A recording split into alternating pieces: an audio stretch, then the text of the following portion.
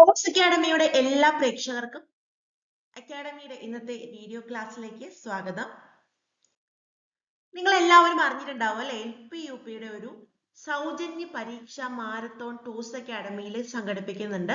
അതിന്റെ ഭാഗമായി ആദ്യത്തെ മോഡൽ എക്സാം അനൗൺസ് ചെയ്ത് കഴിഞ്ഞു. ഡിസംബർ 17, 2023 നിങ്ങൾ ടോസ് അക്കാഡമി ഫോളോ ചെയ്യുക. നമ്മുടെ യൂട്യൂബ് ചാനലും അതുപോലെ തന്നെ ടെലിഗ്രാം ഗ്രൂപ്പ് നിങ്ങൾ സബ്സ്ക്രൈബ് ചെയ്യുക. LP-UP എക്സാം വരെ ഇതുപോലുള്ള മാരത്തോൺ സീരീസ് നമ്മൾ കണ്ടക്ട് ചെയ്യുന്നുണ്ട്. അപ്പൊ ആദ്യത്തെ പടി എന്നുള്ള രീതിക്ക് ഡിസംബർ 17 നടക്കാൻ പോകുന്ന പരീക്ഷയിൽ ചില സെലക്ടഡ് ടോപ്പിക്സും സോഷ്യൽ സയൻസ്, മാത്തമാറ്റിക്സ്, സയൻസ് തുടങ്ങിയ സബ്ജക്റ്റുകൾക്ക് 5, 6, 7 SCERT ടെക്സ്റ്റ് ബുക്കിലെ പാഠഭാഗങ്ങളുമാണ് ഉൾപ്പെടുത്തിയിരിക്കുന്നത്. പരീക്ഷയുമായി ബന്ധപ്പെട്ട് കൂടുതൽ ഡീറ്റെയിൽസ് അറിയാനായിട്ട് നമ്മുടെ കമന്റ് ബോക്സിൽ കൊടുത്തിരിക്കുന്ന കമന്റ് ബോക്സിൽ കൊടുത്തിരിക്കുന്ന ലിങ്ക് യൂസ് ചെയ്ത് നിങ്ങൾക്ക് ടെലഗ്രാം ഗ്രൂപ്പിലേക്ക് ജോയിൻ ചെയ്യാം. ആ ഗ്രൂപ്പിൽ നമ്മൾ എല്ലാ കാര്യങ്ങളും MCQ പ്രാക്ടീസ് സെഷൻസ്, ഷോർട്ട് നോട്ടുകൾ, അതുപോലെ തന്നെ ചെറിയ ഷോർട്ട് വീഡിയോസ് എല്ലാം അപ്ലോഡ് ചെയ്യുന്നുണ്ട്. എക്സാമിന്റെ കാര്യങ്ങൾ നമ്മൾ അവൈലബിൾ ആക്കും. ടോസ് അക്കാഡമിയിലെ LP-UP ഫാക്കൽറ്റീസ് തന്നെയാണ് ആ ഒരു ഗ്രൂപ്പും ലീഡ് ചെയ്യുന്നത്. ഇനി ടോസ് അക്കാഡമിയെ പറ്റി പറയുകയാണെങ്കിൽ ഇവിടെ പെയ്ഡ് കോച്ചിങ് ക്ലാസ്സുകൾ അവൈലബിൾ ആണ്. പെയ്ഡ് എന്ന് പറയുമ്പോൾ ഒരു ഭീമമായ ഫീസ് അല്ല, വളരെ ചെറിയ ഫീസിലെ മികച്ച പരിശീലനം. മികച്ച പരിശീലനം എന്ന് പറയുമ്പോൾ ടോസ് അക്കാഡമി 3.5 വർഷമായി 3.5-4 വർഷത്തിലേക്ക് കടക്കുകയാണ്. ഓൺലൈനായിട്ട് വർക്ക് ചെയ്യുന്ന അക്കാഡമിയാണ്. കേട്ടിട്ട് സെറ്റ്, HSA, HSST, LP-UP തുടങ്ങിയ കോച്ചിങ് ക്ലാസ്സസ് ഉണ്ട്. 3.5 വർഷത്തിൽ കേട്ടിന്റെയും സെറ്റിന്റെയും റിസൾട്ട് തന്നെ പരിശോധിച്ചിട്ടുണ്ടെങ്കിൽ ജോയിൻ ചെയ്യുന്നതിൽ 90% ഉദ്യോഗാർത്ഥികളും വിജയത്തിലേക്കാണ്. ഇനി ഇവിടെ അക്കാഡമിയിൽ HSA ഇംഗ്ലീഷിനും HSST എല്ലാ സബ്ജക്റ്റിനും കോച്ചിങ് ക്ലാസ്സുകൾ ഉണ്ടായിരുന്നു. HSAയിലെ 7th റാങ്ക് കരസ്ഥമാക്കിയിരിക്കുന്നത് ടോസ് അക്കാഡമിയിലെ സുനിജയാണ്. HSSTയിലേക്ക് കടക്കുമ്പോൾ ആ പരീക്ഷ എത്രമാത്രം ടഫാണ്, എത്ര കോമ്പറ്റേറ്റീവ് ആയിട്ടുള്ള എക്സാം ആണ് എന്ന് നിങ്ങൾക്കറിയാം. അതിൽ എത്രമാത്രം ആസ്പിരൻസ് ആണ് മെയിൻ ലിസ്റ്റിൽ ജോലി ഉറപ്പിക്കുന്ന സ്ഥാനത്തേക്ക് വന്നിരിക്കുന്നത് എന്ന് നിങ്ങൾക്ക് നമ്മുടെ റിസൾട്ട് പരിശോധിച്ചാൽ മനസ്സിലാക്കാൻ പറ്റും. ജോലി ഉറപ്പിക്കുന്ന HSST botany, zoology, mathematics, physics സബ്ജക്റ്റുകളുടെ ലിസ്റ്റാണ് വന്നിരിക്കുന്നത്. അതിനെ ബേസ് ചെയ്ത് മാത്രം പറയുകയാണെന്നുണ്ടെങ്കിൽ +2 ടീച്ചർ എന്ന ജോലി ഉറപ്പിക്കുന്ന രീതിക്ക് ഒരുപാട് പേര് അക്കാഡമിയിൽ നിന്നും ടോപ്പ് റാങ്കിലേക്ക് വന്നിട്ടുണ്ട്. ഇനിയിപ്പോൾ LP-UPയിലേക്ക് ഇറങ്ങുകയാണ്. നമ്മൾ ഇറങ്ങിയ കാര്യങ്ങളൊന്നും പുറകോട്ടായിട്ടില്ല. LP-UPയിലും വരുന്നവരെ എല്ലാവരെയും മെയിൻ ലിസ്റ്റിൽ എത്തിച്ച് ജോലിയിൽ എത്തിക്കുക എന്നുള്ള ഉദ്ദേശത്തോടു കൂടിയാണ് ഞങ്ങൾ അധ്യാപകർ പോകുന്നത്. ഏറ്റവും അഫോർഡബിൾ ആയിട്ടുള്ള ഫീസിൽ recorded video class, note, exams, ടീച്ചേഴ്സുമായിട്ട് ഡൗട്ട് ക്ലിയർ ചെയ്യാനുള്ള ഓപ്ഷൻസ് എല്ലാം നിങ്ങൾക്ക് പ്രൊവൈഡ് ചെയ്യുന്നുണ്ട്. കൂടുതൽ ഡീറ്റെയിൽസ് അറിയാനായിട്ട് തന്നിരിക്കുന്ന നമ്പറിൽ വിളിക്കുകയോ വാട്സപ്പിൽ മെസ്സേജ് അയക്കുകയോ ചെയ്ത് അഡ്മിഷൻ എടുക്കാൻ പറ്റും. അപ്പോൾ നിങ്ങൾക്ക് നൽകിയിരുന്ന LP-UPയുടെ ഫ്രീ മോഡൽ എക്സാമിന്റെ സിലബസിൽ നമ്മൾ LP-UPയുടെ സിലബസിൽ തന്നെയുള്ള പേഴ്സണാലിറ്റി, വ്യക്തിത്വം എന്ന് പറയുന്ന മേജർ ടോപ്പിക്കാണ് എടുത്തിരിക്കുന്നത്. ഇതൊരു ഹോട്ട് ടോപ്പിക്കാണ്, ഒരുപാട് കാര്യങ്ങൾ പഠിക്കാനുണ്ട്. അപ്പോൾ നമ്മുടെ ഇന്നത്തെ ഈ വീഡിയോ ക്ലാസ്സിൽ ഒരു ടോപ്പിക് അനാലിസിസ് ആണ് തരുന്നത്. അതായത് സെൽഫ് സ്റ്റഡി നടത്താനായിട്ട് സഹായിക്കുന്ന എന്തൊക്കെ ടോപ്പിക്ക് പഠിക്കണം എന്ന് നിങ്ങളെ മനസ്സിലാക്കിക്കുന്ന ചെറിയൊരു സെഷനും അതുപോലെ തന്നെ മെയിൻ പോയിന്റ്സ് മാത്രം ഉൾക്കൊള്ളിച്ചുകൊണ്ടുള്ള റാപ്പിഡ് റിവിഷനുമാണ്. ക്ലാസ്സിലേക്ക് കടക്കാം. വ്യക്തിത്വം എന്ന് പറയുമ്പോൾ നിങ്ങൾ ആദ്യമായി തന്നെ വ്യക്തിത്വത്തിന്റെ നിർവചനങ്ങൾ, പ്രശസ്തരായിട്ടുള്ള സൈദ്ധാന്തികരുടെ നിർവചനങ്ങൾ പഠിക്കണം. അതുപോലെ തന്നെ വ്യക്തിത്വത്തിന്റെ സവിശേഷതകളും അറിഞ്ഞിരിക്കണം. ഇത് രണ്ടും നമ്മളൊരു യൂട്യൂബ് വീഡിയോ ആയിട്ട് ഓൾറെഡി അപ്ലോഡ് ചെയ്ത് കഴിഞ്ഞിരുന്നു. അതിന്റെ ലിങ്ക് ഞാൻ ഡിസ്ക്രിപ്ഷൻ ബോക്സിൽ കൊടുക്കാം. ഇതോടൊപ്പം വ്യക്തിത്വവുമായി ബന്ധപ്പെട്ട മറ്റ് സിദ്ധാന്തങ്ങൾ നമുക്ക് പഠിക്കാനായിട്ടുണ്ട്. അതുപോലെ തന്നെ പരിപക്വ വ്യക്തിത്വം, മെച്യൂർഡ് പേഴ്സണാലിറ്റി എന്ന് പറയുന്ന ഒരു ടോപ്പിക്കും പഠിക്കാനായിട്ടുണ്ട്. ഇനി വ്യക്തിത്വ പഠന സമീപനങ്ങളിലേക്ക് വരുമ്പോൾ വ്യക്തിത്വ പഠന സമീപനങ്ങൾ ഓരോ സൈദ്ധാന്തികരും വ്യക്തിത്വ വികാസം അവതരിപ്പിച്ചിരിക്കുന്ന പല രീതിക്കാണ്. അപ്പൊ അങ്ങനെ 4 സമീപനങ്ങളാണ് ഉള്ളത്. ഇന സമീപനം, ടൈപ്പ് അപ്രോച്ച്, ഇത് അത്രമാത്രം സ്വീകാര്യത കിട്ടിയ ഒരു സമീപനമല്ല, പക്ഷെ LP-UP പോലൊരു മത്സര പരീക്ഷയിൽ ഉറപ്പായിട്ടും പഠിച്ചിരിക്കണം. മനോവിശ്ലേഷണ സമീപനത്തിലേക്ക് വരുമ്പോൾ സിഗ്മണ്ട് ഫ്രോയിഡ്, കാൾ യങ്, എറിക്സൺ എന്നിവരുടെ തിയറികളാണ് പഠിക്കാനുള്ളത്. ഇന സമീപനത്തിൽ ഹിപ്പോക്രേറ്റസ്, ഷെൽഡൻ, ക്രെഷ്മർ ഇവരുടെ വർഗീകരണങ്ങളാണ്. ഇനി വ്യക്തിത്വ സവിശേഷതാ സമീപനം, ട്രേറ്റ് അപ്രോച്ചിലേക്ക് വരുമ്പോൾ ആൽപോർട്ടിന്റെയും കാറ്റലിന്റെയും തിയറി പഠിക്കാനുണ്ട്. എയ്സെങ്കിന്റെ കോൺട്രിബ്യൂഷൻ ഉണ്ട്, അതൊന്ന് മനസ്സിലാക്കിയിരിക്കുക. അടുത്തത് ഫൈനലി മാനവികതാ സമീപനം, ഹ്യൂമനിസ്റ്റിക് അപ്രോച്ച്, കാൾ റോജറും എബ്രഹാം മാസ്ലോവും ആണ് വരുന്നത്. മാസ്ലോവിന്റെ അഭിപ്രേരണ ശ്രേണിയാണ് ഇവിടെ പഠിക്കേണ്ടതായിട്ടുള്ളത്. ഇനി ഈ ഒരു സമീപനങ്ങൾ സൈദ്ധാന്തികരുടെ സിദ്ധാന്തങ്ങൾ പഠിക്കുമ്പോൾ ആ സൈക്കോളജിസ്റ്റുകളുടെ പ്രധാന കോൺട്രിബ്യൂഷൻസ് നിങ്ങൾ മനസ്സിലാക്കേണ്ടതുണ്ട്. അവരുടെ പ്രധാന വിളിപ്പേരുകൾ, അല്ലെങ്കിൽ അവർക്ക് നമ്മുടെ എഡ്യൂക്കേഷൻ സൈക്കോളജിയിലുള്ള മറ്റ് സ്ഥാനപ്പേരുകൾ, അതുപോലെ തന്നെ അവർ എഴുതിയിരിക്കുന്ന ബുക്കുകൾ, പിന്നെ ഈ തിയറിയുമായി ബന്ധപ്പെട്ട മറ്റു കാര്യങ്ങൾ ഇത്രയും പഠിച്ചിരിക്കണം. കാരണം ഇതൊരു ലക്ഷക്കണക്കിന് ആൾക്കാർ മത്സരിക്കുന്ന ഒരു എക്സാം ആണ്. എന്ത് വേണമെങ്കിലും ചോദിക്കാം. ഞാൻ വ്യക്തിത്വം എന്നൊരു ടോപ്പിക്ക് കണ്ടാൽ അതിൽ കുറച്ച് കാര്യങ്ങളെ പഠിക്കൂ എന്ന് വിചാരിച്ചാൽ പറ്റില്ല. അതിൽ പറഞ്ഞിരിക്കുന്ന എല്ലാ കാര്യവും അണുവിട മാറാതെ പഠിച്ചിരിക്കണം. ടോസ് അക്കാഡമിയിൽ അങ്ങനെയാണ് കോച്ചിങ് കൊടുക്കുന്നത്. വ്യക്തിത്വം എന്ന് പറഞ്ഞ ടോപ്പിക്കിലെ എന്ത് ക്വസ്റ്റ്യൻ വന്നാലും ആ ക്വസ്റ്റ്യന്റെ മാർക്ക് ഇവിടെ വന്നിരിക്കുന്നവർക്ക് പോകാൻ പാടില്ല. നിങ്ങൾ സെൽഫ് സ്റ്റഡി നടത്തുവാണെങ്കിൽ കൂടുതൽ ടെക്സ്റ്റുകൾ റെഫർ ചെയ്ത്, കൂടുതൽ സോഴ്സുകൾ റെഫർ ചെയ്ത് അത്തരത്തിൽ പഠിക്കാനായിട്ട് ശ്രമിക്കണം. അല്ലാതെ ജസ്റ്റ് തിയറി മാത്രം പഠിച്ചാൽ പോരാ. ഇതുമായി ബന്ധപ്പെട്ട എല്ലാ സൈക്കോളജിസ്റ്റുകളുടെ ബുക്കുകൾ, കാര്യങ്ങളെല്ലാം നിങ്ങൾ പഠിച്ചു പോകേണ്ടതായിട്ടുണ്ട്.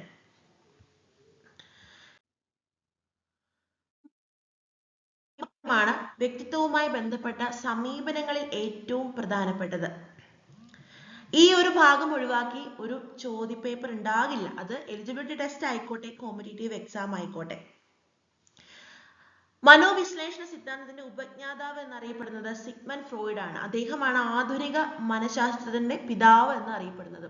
അപ്പോൾ ഒരു സൈക്കോളജിസ്റ്റിന്റെ തിയറി പഠിക്കുകയാണെങ്കിൽ ആ സൈക്കോളജിസ്റ്റിനെ പറ്റി കൃത്യമായിട്ട് മനസ്സിലാക്കിയിരിക്കണം. അദ്ദേഹത്തിന്റെ ചെല്ലപ്പേരുകൾ, വിളിപ്പേരുകൾ, അദ്ദേഹത്തിന്റെ കോൺട്രിബ്യൂഷൻസ് ഏതൊക്കെയാണ്, ഇതെല്ലാം നിങ്ങൾ മനസ്സിലാക്കിയിരിക്കണം. അപ്പോൾ മനോവിശ്ലേഷണ സമീപനത്തില് സിഗ്മണ്ട് ഫ്രോയിഡിനെ ഒഴിവാക്കിയ ഒരു ക്വസ്റ്റ്യൻ പേപ്പർ ഉണ്ടാകില്ല എന്ന് എടുത്തു പറയാനായിട്ട് പറ്റും. സിഗ്മണ്ട് ഫ്രോയിഡിന്റെ മനോവിശ്ലേഷണ സിദ്ധാന്തം 3 സബ് പാർട്ടുകളായിട്ടാണ് അവതരിപ്പിച്ചിരിക്കുന്നത്. 1 വ്യക്തിത്വത്തിന്റെ ചലനാത്മകതയെ സംബന്ധിച്ച സിദ്ധാന്തം, 2 വ്യക്തിത്വ ഘടനയെ സംബന്ധിച്ച സിദ്ധാന്തം, 3 മനോലൈംഗിക വികസനത്തെ സംബന്ധിച്ച സിദ്ധാന്തം. എന്നിങ്ങനെ 3 പാർട്ടുകളാണ് അദ്ദേഹം മനോവിശ്ലേഷണ സിദ്ധാന്തത്തിന് നൽകിയിരിക്കുന്നത്. ഓരോന്നിലേക്കും ഡീറ്റെയിൽ ആയിട്ട് പോകാം. വ്യക്തിത്വത്തിന്റെ ചലനാത്മകതയെ സംബന്ധിച്ച സിദ്ധാന്തത്തില് മനുഷ്യ മനസ്സിനെ ഒരു മഞ്ഞുമലയോട് ഉപമിച്ചുകൊണ്ട് ആ മനസ്സിന് 3 തലങ്ങളുണ്ട്. ബോധം, ഉപബോധം, അബോധം എന്നിങ്ങനെ തിരിച്ചിരിക്കുന്നു. Conscious, pre conscious, unconscious. അപ്പോൾ മനുഷ്യ മനസ്സിനെ മഞ്ഞുമലയോട് ഉപമിച്ചുകൊണ്ട് അതിന്റെ 3 തലങ്ങൾ, ബോധ മനസ്സ്, ഉപബോധ മനസ്സ്, അബോധ മനസ്സ് എന്നിങ്ങനെയാണ് എന്ന് അവതരിപ്പിച്ചത് സിഗ്മണ്ട് ഫ്രോയിഡ് ആണ്. ഓരോ മനസ്സിന്റെ ഫീച്ചേഴ്സും നിങ്ങൾ എടുത്ത് പഠിക്കേണ്ടതുണ്ട്. അതെങ്ങനെ പഠിക്കണമെന്ന് ചോദിച്ചാൽ ഒരു എക്സാമ്പിൾ മാത്രം ഞാൻ പറയാം. ഉപബോധ മനസ്സ്, അതായത് ഇത് ബോധ മനസ്സിനും അബോധ മനസ്സിനും ഇടയിലാണ്. ഒരു പ്രത്യേക അവസരത്തിൽ വ്യക്തിക്ക് പൂർണ്ണമായ ബോധമില്ലാത്തതും എന്നാൽ പെട്ടെന്ന് തന്നെ ബോധതലത്തിൽ കൊണ്ടുവരാവുന്നതുമായ അനുഭവങ്ങളാണ് ഉപബോധ മനസ്സിലുള്ളത് എന്ന് പറയാനായിട്ട് പറ്റും. അതുപോലെ തന്നെ അബോധ മനസ്സിനെ പറ്റി പറയുകയാണെന്നുണ്ടെങ്കിൽ ഈ നാക്ക് പിഴകൾ അല്ലെങ്കിൽ സ്ലിപ്പ് ഓഫ് ടങ്ങിന് കാരണമായ മനസ്സ് അബോധ മനസ്സാണെന്ന് പറയാനായിട്ട് സാധിക്കും. അപ്പോൾ എന്താണ് ബോധം, ഉപബോധം, അബോധം എന്ന് മാത്രം പഠിച്ചാൽ പോരാ. ഇതിന് ഓരോരുത്തർക്കുമുള്ള ഇമ്പാക്റ്റുകൾ ഒരു വ്യക്തിയുടെ പേഴ്സണാലിറ്റിയിൽ എന്താണ് എന്നും മനസ്സിലാക്കി പഠിക്കേണ്ടതായിട്ട് ഉണ്ട്. അടുത്തത് വ്യക്തിത്വ ഘടനയെ സംബന്ധിച്ച സിദ്ധാന്തം. തിയറി കുറച്ചുകൂടെ സീരിയസ് ആയിട്ട് വരികയാണ്. ഇവിടെ വ്യക്തിത്വ ഘടനയിലെ 3 മുഖ്യ വ്യവസ്ഥകളെ പറ്റിയാണ് പറയുന്നത്. ഇത്, ഈഗോ, സൂപ്പർ ഈഗോ.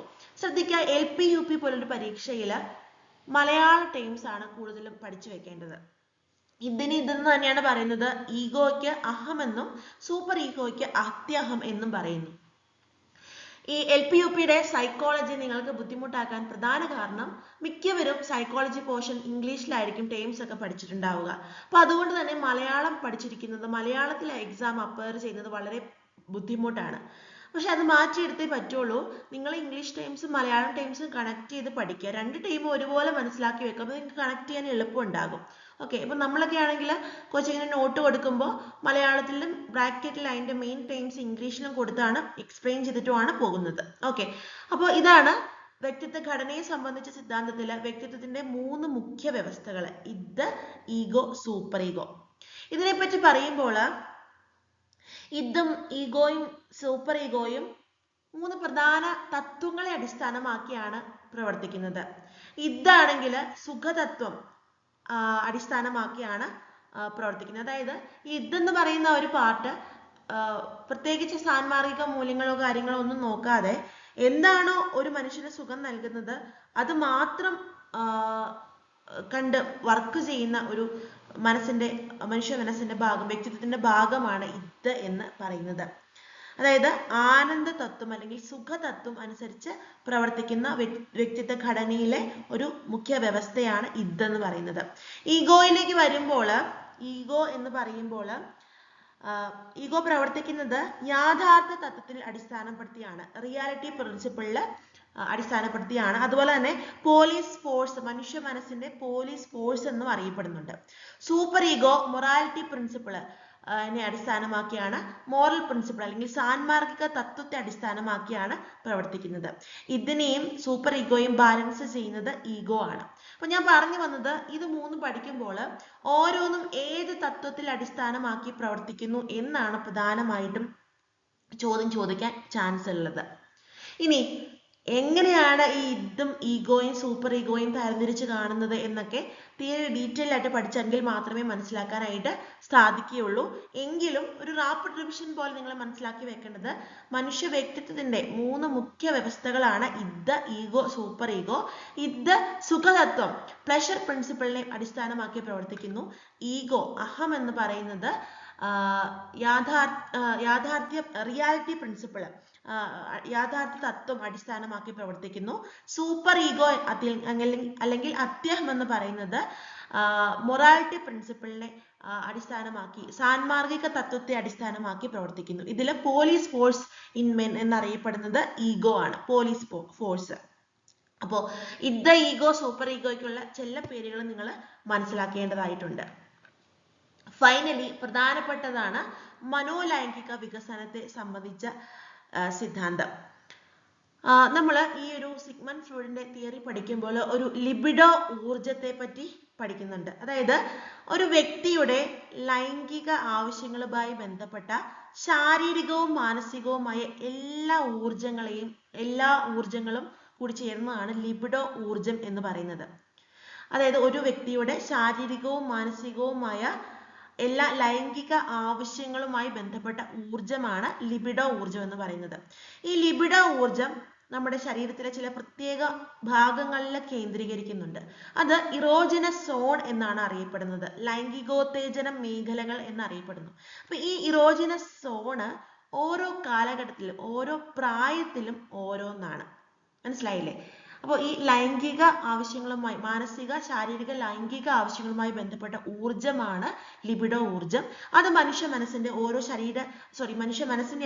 ശരീരത്തിന്റെ ഓരോ ഭാഗങ്ങളിലും കേന്ദ്രീകരിക്കപ്പെടുന്നു. അതിനെയാണ് ഇറോജനസ് സോൺ എന്ന് പറയുന്നത്. കാമോദീപക മേഖലകൾ അല്ലെങ്കിൽ ലൈംഗികോത്തേജന മേഖലകൾ എന്നറിയപ്പെടുന്നു.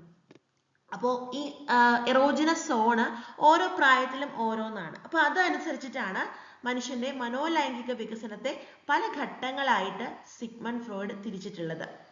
1 വദനഘട്ടം, 2 ഗുദഘട്ടം, 3 ലിംഗഘട്ടം അല്ലെങ്കിൽ ലൈംഗിക അവയവ ഘട്ടം, 4 നിലീനഘട്ടം, 5 ജനനേന്ദ്രിയ ഘട്ടം. ഓരോ ഘട്ടവും ഏതൊക്കെ ഏജിലാണ് വരുന്നതെന്ന് പഠിക്കണം. വദനഘട്ടം ഓറൽ സ്റ്റേജ് എന്ന് പറയുമ്പോൾ ജനനം മുതൽ 1.5-2 വയസ്സ് വരെയുള്ള ഒരു കാലഘട്ടമാണ് വദനഘട്ടം. ഗുദഘട്ടം എന്ന് പറയുമ്പോൾ 1.5 മുതൽ 3 വയസ്സ് വരെ. ലിംഗഘട്ടം എന്ന് പറയുമ്പോൾ 3 മുതൽ 5 വയസ്സ് വരെ.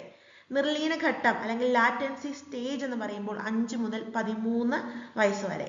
ഫൈനലി ജനനേന്ദ്രിയ ഘട്ടം എന്ന് പറയുമ്പോൾ 13 മുതൽ 21 വയസ്സ് വരെ.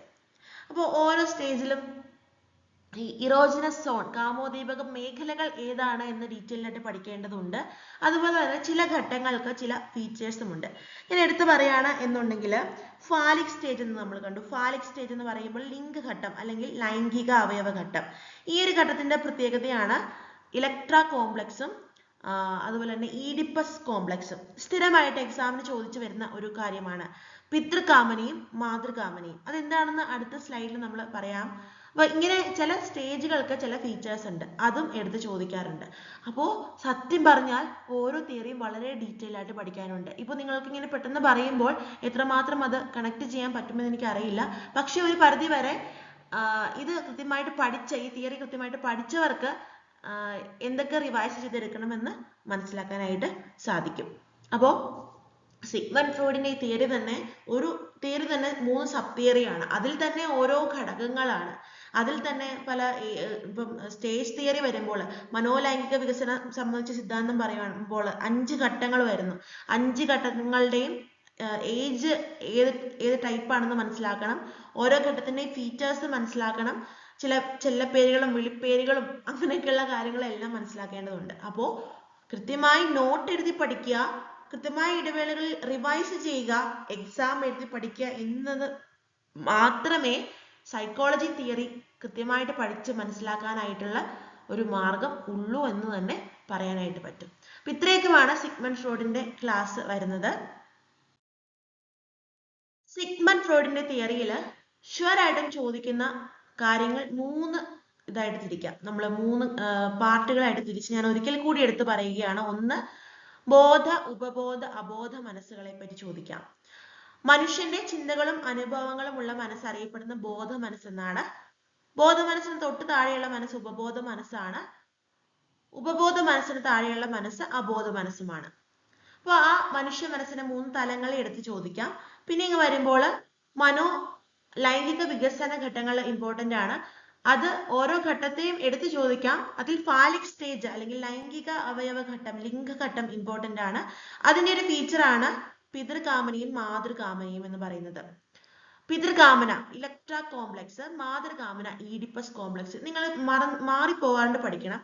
ഇലക്ട്ര കോംപ്ലക്സ് എന്ന് പറയുമ്പോൾ പുത്രിക്ക് പിതാവിനോട് തോന്നുന്ന വൈകാരിക അടുപ്പമാണ് പിതൃകാമന എന്ന് പറയുന്നത്. പിതാവിനോട് പുത്രിക്ക് തോന്നുന്നത് ഇലക്ട്ര കോംപ്ലക്സും മാതാവിനോട് ആൺകുട്ടിക്ക് തോന്നുന്നത് ഈഡിപ്പസ് കോംപ്ലക്സുമാണ്. മാറിപ്പോകാതെ പഠിക്കുക. പിതൃകാമനയും മാതൃകാമനയും ഇത് ഫാലിക് സ്റ്റേജ് അല്ലെങ്കിൽ ലിംഗഘട്ടത്തിന്റെ പ്രത്യേകതയാണ്. ലിംഗഘട്ടം ഏത് ഏജാണ്? 3 മുതൽ 5 വയസ്സ് വരെ. അതുപോലെ തന്നെ മനുഷ്യ വ്യക്തിത്വത്തിന്റെ 3 മുഖ്യ വ്യവസ്ഥകൾ കണ്ടു അല്ലെ?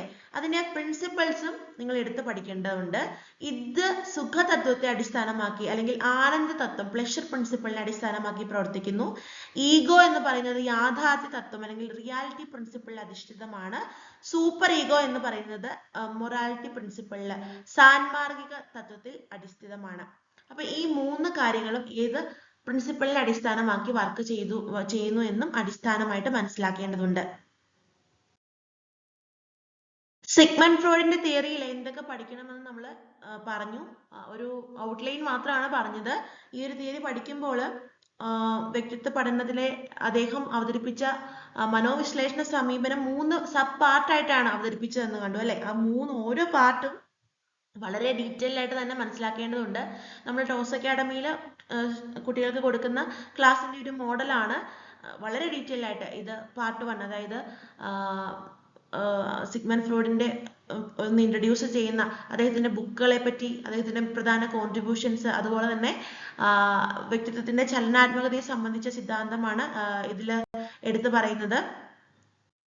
രണ്ടാമതായിട്ട് പറയുമ്പോൾ ഈ ഒരു സ്ലൈഡിൽ നമ്മൾ പ്രിപ്പയർ ചെയ്തിരുന്നത് വ്യക്തിത്വ ഘടനയെ സംബന്ധിച്ച സിദ്ധാന്തമാണ്. തിയറി ഓഫ് പേഴ്സണാലിറ്റി സ്ട്രക്ചർ ആണ് ഡീറ്റെയിൽ ആയിട്ട് പറഞ്ഞിരിക്കുന്നത്. ഞാൻ പറയുന്നത് നിങ്ങളും ഇതുപോലെ തന്നെ വ്യക്തമായിട്ട് തന്നെ ഡീറ്റെയിൽ ആയിട്ട് തന്നെ ഓരോ കാര്യങ്ങളും മനസ്സിലാക്കി പഠിക്കേണ്ടതുണ്ട്. അതുപോലെ തന്നെ ഫ്രോയിഡിന്റെ തിയറിയിലേക്ക് കടക്കുമ്പോൾ, മനോലൈംഗിക വികസനത്തിലേക്ക് കടക്കുമ്പോൾ അതും വളരെ ഡീറ്റെയിൽഡ് ആയിട്ട് തന്നെ നിങ്ങൾ പഠിക്കേണ്ടതായിട്ടുണ്ട്. ഓരോ കാര്യങ്ങളും കൃത്യമായിട്ട് തന്നെ മനസ്സിലാക്കി പഠിച്ചാൽ മാത്രമേ എക്സാമിന് അപ്പിയർ ചെയ്യാൻ പറ്റുള്ളൂ. വെറുതെ നോട്ട് പ്രിപ്പയർ ചെയ്ത് വായിച്ചു പഠിച്ചാൽ പോരാ, ക്വസ്റ്റ്യൻസ് പ്രാക്ടീസ് ചെയ്യുകയും വേണം. മനോവിശ്ലേഷണ സമീപനത്തിലെ രണ്ടാമത്തെ ആളാണ് എറിക്സൺ. ഇതും ഒരു ഷുവർ ഏരിയ ആണ്. അദ്ദേഹം മനോസാമൂഹിക വികാസം അല്ലെങ്കിൽ സാമൂഹിക മാനസിക വികാസ ഘട്ടങ്ങളാണ് അവതരിപ്പിച്ചത്. അദ്ദേഹത്തെ പറ്റി പറയുകയാണെങ്കിൽ ഐഡന്റിറ്റി ക്രൈസിസ് എന്ന ആശയത്തിന്റെ വക്താവാണ്. അദ്ദേഹം ജീവിതത്തെ 8 പ്രതിസന്ധി ഘട്ടങ്ങളായിട്ട് വേർതിരിക്കുകയുണ്ടായി. അമേരിക്കൻ ശാസ്ത്രജ്ഞനായിട്ടുള്ള എറിക്സന്റെ അഭിപ്രായത്തിൽ ഒരു വ്യക്തി അവന്റെ സാമൂഹിക വികാസത്തിന്റെ പാതയിൽ 8 സംഘർഷ ഘട്ടങ്ങളിലൂടെ കടന്നു പോകേണ്ടതുണ്ട് എന്നാണ് പറഞ്ഞിരിക്കുന്നത്. അതിൽ ആദ്യത്തെ ഘട്ടം എക്സാം പോയിന്റ് ഓഫ് വ്യൂവിൽ വളരെ ഇമ്പോർട്ടന്റ് ആണ്. 8 ഘട്ടങ്ങൾ മനസ്സിലാക്കേണ്ടതുണ്ട്. ആദ്യത്തെ 5 ഘട്ടമാണ് പ്രധാനപ്പെട്ടത്. കാരണം നമ്മൾ സ്കൂൾ സ്റ്റുഡൻസിനെ ഫോക്കസ് ചെയ്ത് പഠിക്കുമ്പോൾ, ടീച്ചേഴ്സ് ആകുമ്പോൾ ആദ്യത്തെ 5 ഘട്ടങ്ങളിൽ നിന്നുമാണ് ചോദ്യങ്ങൾ കൂടുതൽ ചോദിക്കാൻ ചാൻസ് ഉള്ളത്. ജനനം മുതൽ 1.5 വയസ്സ് വരെ ഈ ഉള്ള ഘട്ടം ട്രസ്റ്റ് വേഴ്സസ് മിസ്ട്രസ്റ്റ് എന്നുള്ള രീതിക്കാണ് അറിയപ്പെടുന്നത്. വിശ്വാസം വേഴ്സസ് അവിശ്വാസം. ഇനി എങ്ങനെയാണ് ഈ ഒരു പ്രതിസന്ധിയെ ഡിഫൈൻ ചെയ്യുന്നത് എന്ന് പറയുമ്പോൾ, ഒരു ജനിച്ച 1.5 വയസ്സ് വരെയുള്ള ഒരു കുട്ടിയെ സംബന്ധിച്ചോളം ആ കുട്ടിക്ക് സുരക്ഷയും സംരക്ഷണവും ആവശ്യമാണ്. ഈ ഒരു ജനിച്ച കുട്ടിയെ സംബന്ധിച്ചിടത്തോളം അവന് സംരക്ഷണവും സുരക്ഷിതത്വവും കിട്ടുന്ന എവിടെ നിന്നായിരിക്കും? അവന്റെ കുടുംബാംഗങ്ങളിൽ നിന്ന് തന്നെയായിരിക്കും, അല്ലെ? അത് കിട്ടിയില്ല എന്നുണ്ടെങ്കിൽ അവന് അവിശ്വാസം എന്ന് പറയുന്ന ഒരു ജീവിത സംഘർഷത്തെ നേരിടേണ്ടി വരുന്നു. അതായത് ഈ സ്റ്റേജ് തിയറിയിൽ ഒരു വ്യക്തിക്ക് എന്ത് തരത്തിലുള്ള ഒരു ആവശ്യമാണോ ഉള്ളത് അത് കിട്ടാണ്ട് വരുമ്പോൾ അവനിൽ ഒരു സംഘർഷം ഉണ്ടാകുന്നു. അപ്പോൾ അവന്റെ ഡിമാൻഡും അത് കിട്ടാണ്ട് വരുമ്പോഴുള്ള സംഘർഷവും ആണ് ഈ പ്രതിസന്ധി ഘട്ടത്തിൽ അവതരിപ്പിക്കപ്പെടുന്നത്. അപ്പോൾ ജനിച്ച 1.5 വയസ്സുള്ള കുട്ടിയിൽ വിശ്വാസം വേഴ്സസ് അവിശ്വാസം, ട്രസ്റ്റ് വേഴ്സസ് മിസ്ട്രസ്റ്റ് എന്ന് പറയുന്ന ക്രൈസിസ് ആണ് ഉണ്ടാകുന്നത്.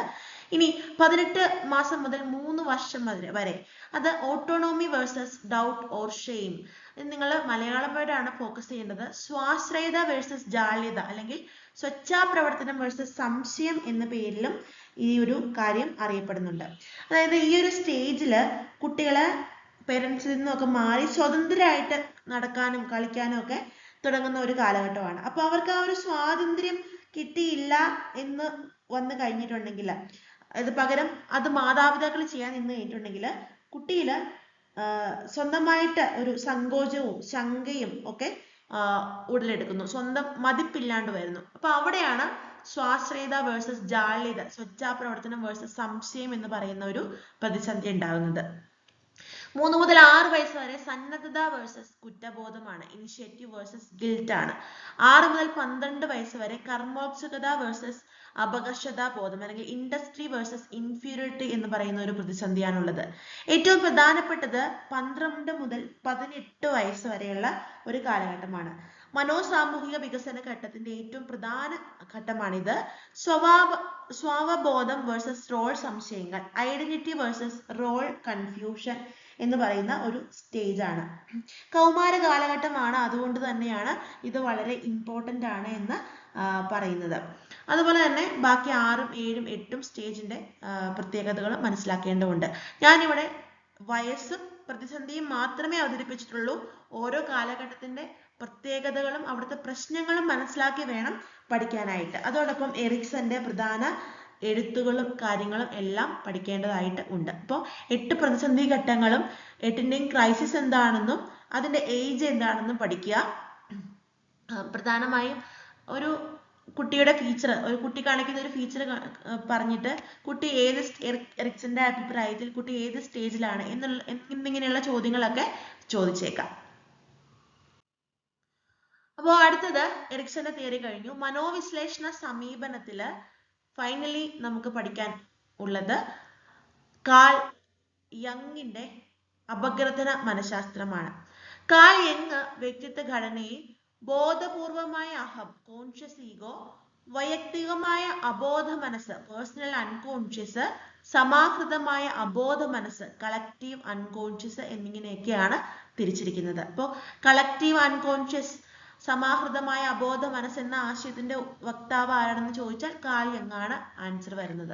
അപ്പോൾ ഈ 3 വ്യക്തിത്വ ഘടനയുടെ 3 മൂലകങ്ങൾ ഏതൊക്കെയാണ്, അതിന്റെ മെയിൻ ഹെഡിങ്ങും അത് ഓരോന്നും എന്താണെന്നും ഡീറ്റെയിൽ ആയിട്ട് നിങ്ങൾ പഠിച്ചിരിക്കേണ്ടതായിട്ടുണ്ട്. അതെന്താണെന്ന് ഞാൻ ഡീറ്റെയിൽ ആയിട്ട് എക്സ്പ്ലെയിൻ ചെയ്യുന്നില്ല. സെൽഫ് സ്റ്റഡി നടത്തുമ്പോൾ എക്സ്ട്രാ റെഫർ ചെയ്ത് പഠിക്കുക. ഇത് 3 ഉറപ്പായിട്ടും പഠിച്ചിരിക്കണം. അതുപോലെ തന്നെ കാൾ യങ് ആണ് ആദ്യ രൂപങ്ങൾ, ആർക്കിടൈപ്പുകൾ എന്ന് പറയുന്ന ആശയം മുന്നോട്ട് വെച്ചത്.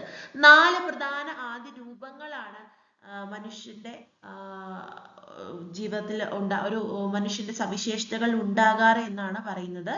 മുഖാവരണം, പേഴ്സണ, സ്ത്രീഭാവവും പുംഭാവവും, ആനിമ ആൻഡ് ആനിമസ്, നിഴൽ, ഷാഡോ, അഹം, ദ സെൽഫ് എന്നിങ്ങനെ 4 ആദ്യ രൂപങ്ങളെ പറ്റിയും കാൾ യങ് പറഞ്ഞിരിക്കുകയുണ്ടായി. ഇപ്പൊ 4 ആദ്യ രൂപങ്ങളുടെയും എക്സ്പ്ലനേഷൻ നിങ്ങൾ പഠിക്കേണ്ടതുണ്ട്.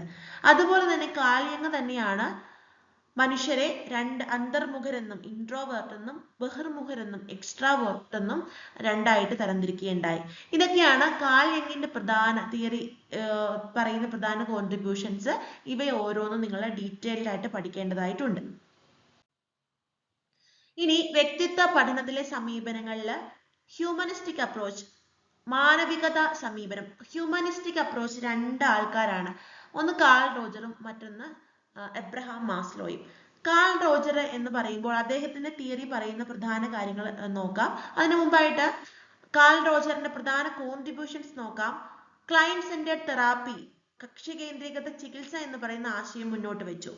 കൗൺസിലിംഗില് നോൺ ഡയറക്റ്റീവ് കൗൺസിലിംഗ്, നിർദ്ദേശരഹിത സമീപനം മുന്നോട്ട് വെച്ചതും കാൾ റോജറാണ്. പൂർണ്ണ വ്യക്തിത്വം, ഫുള്ളി ഫങ്ഷനിങ് പേഴ്സണാലിറ്റി എന്ന് പറയുന്ന ഒരു കാഴ്ചപ്പാട് അദ്ദേഹം കൊണ്ടുവരികയുണ്ടായി. ഈ ഫുള്ളി ഫങ്ഷനിങ് പേഴ്സണാലിറ്റി എന്താണെന്നൊക്കെ ഡീറ്റെയിൽ ആയിട്ട് മനസ്സിലാക്കണം. അതുപോലെ തന്നെ അഹത്തെ അല്ലെങ്കിൽ സെൽഫ് കോൺസെപ്റ്റ് എന്ന് പറയുന്ന ഒരു ആശയം കൊണ്ടുവന്ന് അദ്ദേഹം അഹത്തെ രണ്ടായിട്ട് തിരിക്കുകയുണ്ടായി, ഐഡിയൽ സെൽഫും റിയൽ സെൽഫും. ഈ ഐഡിയൽ സെൽഫും റിയൽ സെൽഫും കൂടുന്നതാണ് ഒരു വ്യക്തി എന്നാണ് കാൾ റോജർ അഭിപ്രായപ്പെടുന്നത്. അപ്പോൾ കാൾ റോജറിന്റെ മാനവികതാ സമീപനത്തിലെ പ്രധാന പോയിന്റുകളാണ് എടുത്തു പറഞ്ഞിരിക്കുന്നത്. ഇതെന്താണെന്ന് ഡീറ്റെയിൽ ആയിട്ട് പഠിച്ചിരുന്നിട്ടുണ്ടെങ്കിൽ അത്യാവശ്യം സ്കോർ ചെയ്യാനായിട്ട് പറ്റും. നമ്മൾ ക്ലാസ്സിൽ അത് പെയ്ഡ് കോഴ്സിൽ ഡീറ്റെയിൽ ആയിട്ട് തന്നെ എക്സ്പ്ലെയിൻ ചെയ്ത് പഠിപ്പിക്കുന്നുണ്ട്. അപ്പോൾ കാൾ റോജറിന്റെ പ്രധാന പുസ്തകങ്ങളും ഓൾറെഡി ഞാൻ ഒന്ന് രണ്ട് പ്രധാനപ്പെട്ട കോൺട്രിബ്യൂഷൻസ് പറഞ്ഞു. തിയറിയിലെ മേജർ ആയിട്ടുള്ള കൺസെപ്റ്റുകളെ പറ്റിയും പറഞ്ഞു കഴിഞ്ഞു. ഇത് ഓരോന്നും എന്താണെന്നും ഒക്കെയുള്ള കാര്യങ്ങൾ നിങ്ങൾ മനസ്സിലാക്കിയിരിക്കേണ്ടതുണ്ട്. മാനവികതാവാദത്തിന്റെ പിതാവ് എന്നറിയപ്പെടുന്ന എബ്രഹാം മാസ്ലോയുടെ ഹൈറാർക്കി ഓഫ് നീഡ്സ്, ആവശ്യങ്ങളുടെ ശ്രേണി കൂടി നമ്മൾ പഠിക്കേണ്ടതുണ്ട്. എബ്രഹാം മാസ്ലോയുടെ സിദ്ധാന്തം ഇത്തരത്തിലുള്ള പേരുകളിലാണ് അറിയപ്പെടുന്നത്. അതുപോലെ ഞാൻ പറഞ്ഞു, ഓരോ തിയറി പഠിക്കുമ്പോഴും അതാത് സൈക്കോളജിസ്റ്റുകളുടെ പ്രധാന പുസ്തകങ്ങൾ അറ്റ്ലീസ്റ്റ് ഒരു 3 ബുക്സിനെ പറ്റിയെങ്കിലും മനസ്സിലാക്കേണ്ടതുണ്ട്.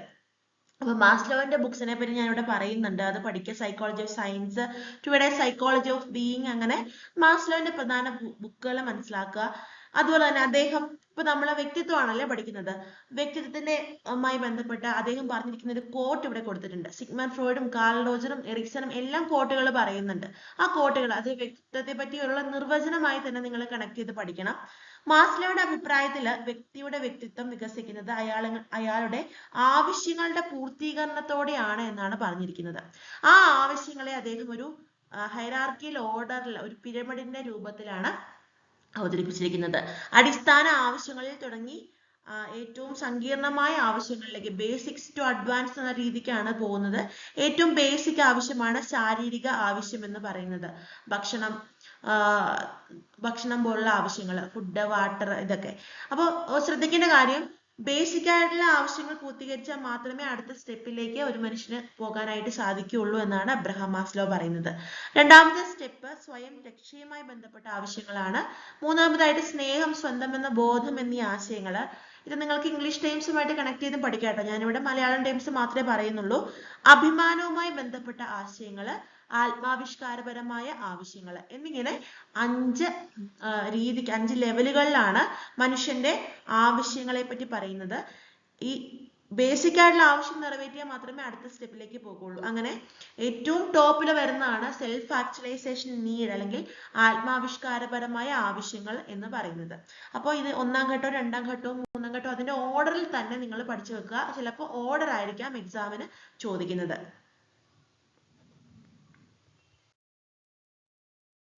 വ്യക്തിത്വവുമായി ബന്ധപ്പെട്ട മനോവിശ്ലേഷണ സിദ്ധാന്തവും അതുപോലെ തന്നെ മാനവികതാവാദ സിദ്ധാന്തവും നമ്മൾ പഠിച്ചു കഴിഞ്ഞു. അടുത്തത് വ്യക്തിത്വ സവിശേഷതാ സമീപനമാണ്. വ്യക്തിത്വ സവിശേഷതാ സമീപനം ട്രേറ്റ് അപ്രോച്ചിന്റെ പ്രധാന വക്താവാണ് ഗോർഡൻ വില്ലാർഡ് ആൽപോർട്ട് എന്ന് പറയുന്നത്. അദ്ദേഹം വ്യക്തിത്വത്തിന് പല നിർവചനങ്ങൾ തന്നിട്ടുണ്ട്. അദ്ദേഹത്തിന്റെ നിർവചനങ്ങളൊക്കെ ഇമ്പോർട്ടന്റ് ആണ്. നിർവചനങ്ങളെ പറ്റി പറയുന്ന ക്ലാസ്സിൽ ഞാനത് ഡീറ്റെയിൽ ആയിട്ട് എക്സ്പ്ലെയിൻ ചെയ്യുന്നുണ്ട്. മുൻപ് പറഞ്ഞ പോലെ തന്നെ അതിന്റെ ലിങ്ക് ഞാൻ ഡിസ്ക്രിപ്ഷൻ ബോക്സിൽ കൊടുക്കുന്നുണ്ടാകും. അതുപോലെ തന്നെ ആൽപോർട്ടിന്റെ പ്രധാന പുസ്തകങ്ങളെ പറ്റിയും പഠിക്കുക. പിന്നെ അടുത്തായിട്ട് പഠിക്കേണ്ട ഒരു കാര്യമാണ് ആൽപോർട്ടിന്റെ ആശയമാണ് പരിപക്വ വ്യക്തിത്വം എന്ന് പറയുന്നത്. പരിപക്വ വ്യക്തിത്വം, മെച്യൂർഡ് പേഴ്സണാലിറ്റി, പരിപക്വ വ്യക്തിത്വം. അതിന്റെ പ്രധാനപ്പെട്ട ഫീച്ചേഴ്സ് നിങ്ങൾ മനസ്സിലാക്കേണ്ടതായിട്ടുണ്ട്. അത് കഴിഞ്ഞാൽ പിന്നെ നിങ്ങൾ അത് മനസ്സിലാക്കേണ്ടത് ഗോൾഡൻ ആൽപോർട്ട് ചില സവിശേഷതകൾ അല്ലെങ്കിൽ ട്രേറ്റ്സിന്റെ അടിസ്ഥാനത്തിൽ വ്യക്തിത്വത്തെ വിശകലനം ചെയ്യുകയാണ് ഉണ്ടായത്. ട്രേറ്റ്സ്. ഗോൾഡൻ ആൽപോർട്ടിന്റെ പ്രധാന ട്രേറ്റുകൾ മുഖ്യ സവിശേഷകം, മധ്യമ സവിശേഷകം, ദ്വിതീയ സവിശേഷകം എന്നിവയാണ്. Cardinal trait, central trait, secondary trait. ഈ ഓരോ ട്രേറ്റും ഡീറ്റെയിൽ ആയിട്ട് പഠിക്കണം. മുഖ്യ സവിശേഷകം എന്നാൽ ഒരു വ്യക്തിയുടെ എല്ലാ പ്രവർത്തനങ്ങളെയും സ്വാധീനിക്കുന്ന ഏറ്റവും പ്രബലമായ സവിശേഷകം ആണ് മുഖ്യ സവിശേഷകം എന്ന് പറയുന്നത്. അക്രമരാഹിത്യം, അഹിംസ, സ്വേച്ഛാധിപത്യം, ഫലിതബോധം എന്നിവയൊക്കെയാണ്. ഒരു എക്സാമ്പിൾ പറയുകയാണെങ്കിൽ നമ്മൾ ഹിറ്റ്ലറിന്റെ കാര്യം എടുക്കുക. അദ്ദേഹത്തിന്റെ മുഖ്യ സവിശേഷത എന്ന് പറയുന്നത് സ്വേച്ഛാധിപത്യമാണ്. ചാർലി ചാപ്ലിനെ എടുക്കുക, ഫലിതബോധമാണ്. ഇപ്പം ഗാന്ധിജി എടുക്കുക, അഹിംസയാണ്. അപ്പോൾ അത്തരത്തിലുള്ള ഒരു വ്യക്തിയുടെ പേഴ്സണാലിറ്റിയിൽ എറിച്ചു നിൽക്കുന്ന ചില ഫീച്ചേഴ്സ് ഉണ്ടല്ലോ, ട്രേറ്റ്സ് ഉണ്ടല്ലോ, അതിനെയാണ് മുഖ്യ സവിശേഷകം എന്ന് പറയുന്നത്. അടുത്തത് മധ്യമ സവിശേഷകം. സ്വാർത്ഥത, മത്സരബുദ്ധി, വിധേയത്വം തുടങ്ങിയവയൊക്കെ നമുക്ക് മധ്യമ സവിശേഷതകളായിട്ട് എടുത്തു പറയാനായിട്ട് സാധിക്കും. ഇനി ദ്വിതീയ സവിശേഷതകൾ ചില പ്രത്യേക സാഹചര്യത്തിൽ മാത്രം പ്രകടമാകുന്നതും പ്രവർത്തന മേഖലകളിൽ കുറഞ്ഞ തോതിൽ മാത്രം സ്വാധീനം ചെലുത്തുന്നതുമായ സവിശേഷകമാണ് ദ്വിതീയ സവിശേഷതകൾ എന്ന് പറയുന്നത്. ഇത് അത്ര ഇമ്പോർട്ടന്റ് അല്ല, അതായത് എപ്പോഴും ഒരു വ്യക്തിയിൽ കാണണമെന്നില്ല, ചില പ്രത്യേക സാഹചര്യത്തിൽ മാത്രമേ ഇത് വരികയുള്ളൂ. സഭാകമ്പം, പെട്ടെന്നുള്ള കോപം, ഇതൊക്കെ നമുക്ക് ദ്വിതീയ സവിശേഷതകൾക്കും എക്സാമ്പിൾ ആയിട്ട് പറയാൻ പറ്റും. അപ്പോൾ ഈ 3 ട്രേറ്റ്സിനെ അടിസ്ഥാനമാക്കി വ്യക്തിത്വത്തെ ആൽപോർട്ട് നിർവചിക്കുകയാണ് ഉണ്ടായത്. ഇനി ട്രേറ്റ് അപ്രോച്ചിലെ കാറ്റ്ലിന്റെ പ്രതല പ്രഭവ സവിശേഷത സിദ്ധാന്തം നമുക്ക് പഠിക്കാനായിട്ട് ഉണ്ട്. കാറ്റൽ എന്ന് പറയുമ്പോൾ അദ്ദേഹം വ്യക്തിത്വത്തെ നിർവചിച്ചിരിക്കുന്ന ട്രേറ്റുകൾ ഇവയാണ്. സാമാന്യ സവിശേഷതകൾ, കോമൺ ട്രേറ്റ്സ്, തനിമ സവിശേഷതകൾ, യുണീക് ട്രേറ്റ്സ്, പ്രതല സവിശേഷതകൾ, സർഫസ് ട്രേറ്റ്സ്, പ്രഭവ സവിശേഷതകൾ. പ്രഭവ സവിശേഷതകൾ എന്ന് പറയുമ്പോൾ സോഴ്സ് ട്രേറ്റ്സ് എന്നാണ് അതിന്റെ ഇംഗ്ലീഷ് വേർഡ് എന്ന് പറയുന്നത്.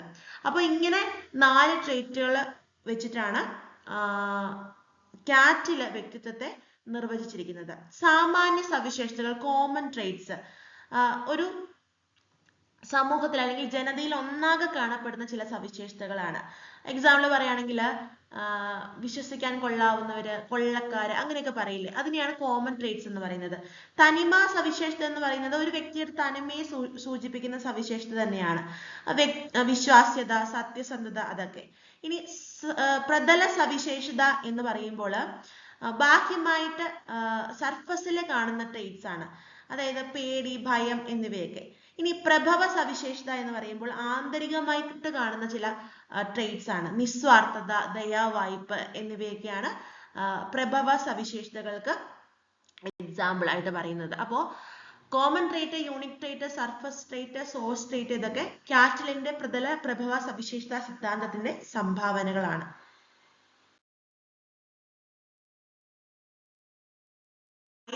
Type approach.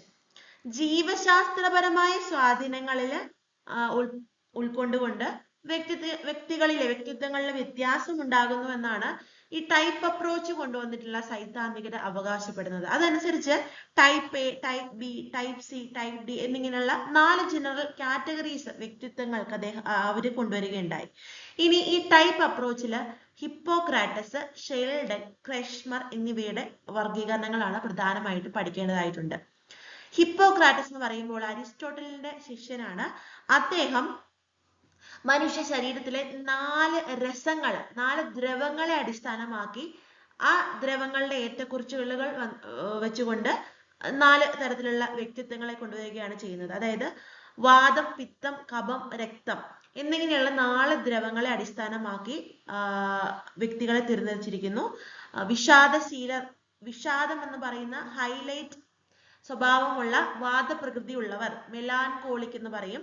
കോപശീലരെ ഉൾപ്പെടുത്തിക്കൊണ്ട് പിത്തപ്രകൃതി ഉള്ള ആൾക്കാർ കോളറിക് ടൈപ്പ് എന്ന് തരംതിരിച്ചിട്ടുണ്ട്. മൂന്നാമതായിട്ട് ഉദാസീനത പ്രകടിപ്പിക്കുന്ന കഫപ്രകൃതിക്കാര് മെലാൻകോളിക്ക്, ഉത്സാഹശീലരായിട്ടുള്ള രക്തപ്രകൃതിക്കാര് സാങ്വിൻ എന്നാണ് അറിയപ്പെടുന്നത്. എന്നിങ്ങനെ 4 തരംതിരിവാണ് ഹിപ്പോക്രാറ്റസ് കൊണ്ടുവന്നിരിക്കുന്നത്. അതായത് വാദം, പിത്തം, കഫം, രക്തം എന്നിങ്ങനെ 4 ദ്രവങ്ങളുണ്ട്. ഇത് ഏറ്റക്കുറിച്ചിൽ വരുമ്പോൾ പ്രധാനമായിട്ടും ഈ ദ്രവങ്ങൾ ഏതെങ്കിലും കൂടുതൽ വന്നു കഴിഞ്ഞിട്ടുണ്ടെങ്കിൽ, ഒരു വ്യക്തിയിൽ വന്നു കഴിഞ്ഞിട്ടുണ്ടെങ്കിൽ അവർക്ക് ചില പ്രത്യേകതകൾ, അങ്ങനെയുള്ള വ്യക്തികൾക്ക് ചില കോമൺ പ്രത്യേകതകൾ ഉണ്ട് എന്നാണ് പറയുന്നത്. ഇപ്പൊ വാദപ്രകൃതി എന്ന് പറയുമ്പോൾ വാദം എന്ന് പറയുന്ന ദ്രവം കൂടുതൽ ഫോക്കസ് ചെയ്യുമ്പോൾ അത്തരത്തിലുള്ള ഇനങ്ങളെയാണ് പറയുന്നത്. വാദപ്രകൃതിയുള്ളവർ മെലാൻകോളിക് എന്ന് പറയാനായിട്ട് പറ്റും. അവർ വിഷാദശീലരാണ്. പിത്തപ്രകൃതിയുള്ളവർ കോളറിക് ടൈപ്പ്, അവർ കോപശീലരാണ്. കഫപ്രകൃതിയുള്ളവർ മെലാൻകോളിക്, അവർ ഉദാസീന സ്വഭാവമുള്ളവരാണ്. രക്തപ്രകൃതിയുള്ളവർ സാൻഗ്വിനൈൻസ് എന്ന് പറയും, ഉത്സാഹശീലരാണ്. എന്നിങ്ങനെയുള്ള വർഗീകരണങ്ങളാണ് അദ്ദേഹം കൊണ്ടുവന്നിരിക്കുന്നത്. ഷെൽഡനും ക്രെഷ്മറും കായിക സവിശേഷതകളെ അടിസ്ഥാനമാക്കിയാണ് വർഗീകരണം കൊണ്ടുവന്നിരിക്കുന്നത്. ഷെൽഡൻ എൻഡോമോർഫ്, മെസോമോർഫ്, എക്ടോമോർഫ് എന്നാണ് തരംതിരിച്ചതെങ്കിൽ ക്രെഷ്മർ അത്ലറ്റിക് ദൃഢഗാത്രർ, അസ്തനിക് കൃശഗാത്രർ, പിക്നിക് ഗോളഗാത്രർ, അതായത് അവരുടെ ശരീരഘടന, കായിക ഘടനയെ അടിസ്ഥാനമാക്കിയാണ് കേട്ടോ ഈ ഒരു വർഗീകരണം കൊണ്ടുവന്നത്. അപ്പോൾ ഓരോരുത്തരുടെയും വർഗീകരണം മനസ്സിലാക്കുക. ചോദ്യം വരുന്നത് മനുഷ്യ വ്യക്തിത്വങ്ങളെ ദൃഢഗാത്രർ, കൃശഗാത്രർ, ഗോളഗാത്രർ എന്ന് തിരിച്ചത് ആര്? ക്രെഷ്മർ. അങ്ങനെയൊക്കെ ആയിരിക്കും ചോദ്യങ്ങൾ വരുന്നത്. അപ്പൊ ഇന സമീപനം ഡീറ്റെയിൽ ആയിട്ട് തന്നെ നിങ്ങൾ പഠിക്കേണ്ടതായിട്ട് ഉണ്ട്. അപ്പോൾ വ്യക്തിത്വം എന്ന് പറയുന്ന ഒരു ടോപ്പിക്ക് വളരെ വൈഡാണ്. അത് ഒത്തിരി കാര്യങ്ങൾ പഠിക്കേണ്ടതായിട്ടുണ്ട്. നമ്മൾ കോച്ചിങ്ങിന് പോലും 2.5 ആഴ്ചയോളം സമയമെടുത്താണ് വ്യക്തിത്വം എന്ന് പറഞ്ഞ ടോപ്പിക്ക് തീർത്തത്. സൈക്കോളജി മാത്രമല്ല, ഇവിടെ ഓരോ സബ്ജക്റ്റുകളും ഡീറ്റെയിൽ ആയിട്ട് ക്ലാസ് നോട്ടും തന്നു പോകുന്നുണ്ട്. ഇന്നത്തെ ഈ സെഷനിൽ ഇന്നത്തെ എക്സാമിന് വേണ്ടിയിട്ടുള്ള ഒരു റാപ്പിഡ് റിവിഷൻ, പ്രധാന പോയിന്റുകൾ എന്തൊക്കെ പഠിക്കണം എന്ന് പറയുന്ന ഒരു അനാലിസിസ് വീഡിയോയും പ്രധാന പോയിന്റ്സ് മാത്രം ഉൾക്കൊള്ളിച്ചുകൊണ്ടുള്ള ക്ലാസ് ആയിരുന്നു. അപ്പോൾ സെൽഫ് സ്റ്റഡി നടത്തി നിങ്ങൾ കൂടുതൽ ഡീറ്റെയിൽസ് കളക്ട് ചെയ്യുക.